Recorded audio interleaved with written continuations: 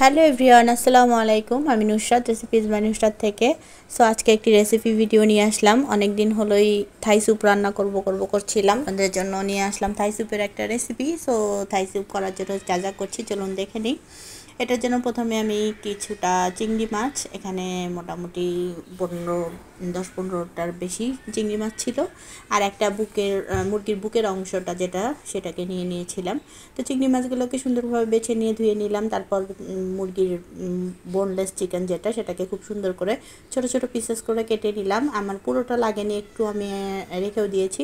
আর এই যে দেখতে পাচ্ছেন, এটা ছিল সেই লেমন গ্রাস, মানে থাই পাতা এটা তো থাই স্যুপে অবশ্যই লাগে। তো আমি সুপার শপ থেকে কিনতে গিয়েছিলাম, সেখানে পুরোটা র্যাপ করা ছিল, যার জন্য আমি বুঝতে পারিনি। উপর থেকে একটু সবুজ দেখা যাচ্ছিল আর বুঝাও যাচ্ছিল না। বাসায় এসে খোলার পর দেখি এই অবস্থা। তো যাই হোক, আমার তো খুব একটা বেশি লাগেনি, অল্প লাগবে দেখে আমি ততটুকুই কাজে লাগিয়েছি। আর বাকি গোড়ার অংশটুকু আমি কিন্তু আমার বারান্দায় লাগাইছি, দেখি গাছটা হয় কি না, হলে আমি সার্থক।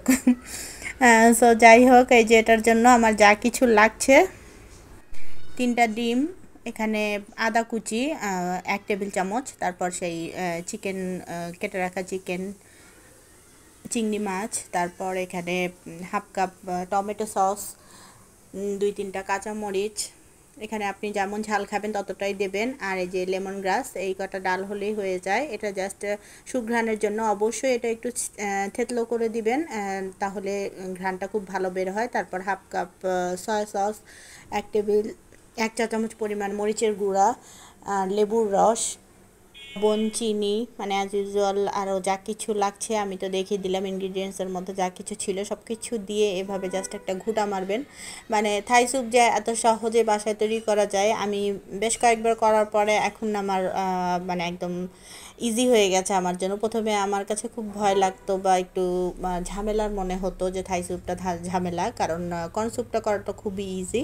কিন্তু থাই স্যুপটাও এখন আপনি যদি এভাবে সাজিয়ে গুছিয়ে করেন, খুবই সহজ মনে হয়। জাস্ট আপনার ইনগ্রিডিয়েন্টসগুলো গুছাতে যতক্ষণ লাগে, তারপর তো সব কিছু মিলিয়ে আপনি এভাবে একটা প্যানে বসিয়ে দেবেন। আর এখানে আমি হাফ লিটারের মতো পানি ইউজ করেছি। তো দেখতে পাচ্ছেন চিংড়ি মাছটা কিন্তু সিদ্ধ হয়ে আসছে। এখানে জাস্ট আপনি জাল করার সময় দেখবেন যে আপনার চিকেন আর মাছটা সিদ্ধ হয়েছে কিনা।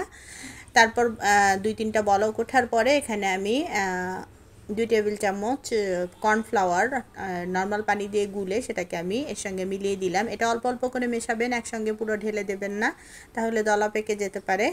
তো দেখতে পাচ্ছেন আমার থাই স্যুপ কিন্তু রেডি।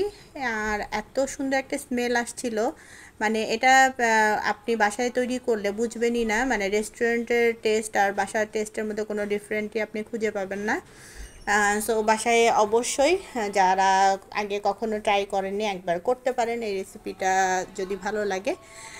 তো ভালো থাকবেন সবাই, আজকের মতো এ পর্যন্তই। আসসালামু আলাইকুম।